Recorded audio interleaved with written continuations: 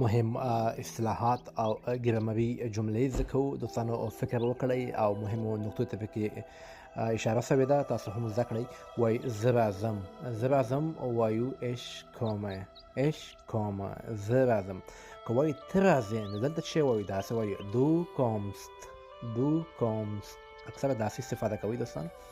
او که وایو هغه راځي، مطلب د بل چا باره کې خبرې کوو، د مذکر د هلک د سړي باره کې، نارینه باره کې وایو هغه راځي. موږ وایو که نه هغه راځي، بیا داسې وایو er kommt، er kommt. وایو دلته و یعنې د لغت ورب چې ده دا بدلیږي ich komme، du kommst، er kommt. او دوستانو که وایو هغوی راځي، جمع د هغوی یا دوی راځي، ګرامر ته پکې اشاره شوې ده. دلته موږ څه وایو دا تاسو په کمنټ کې ولیکئ، که غلط وي زه په کمنټ کې درته صحیح لیکم.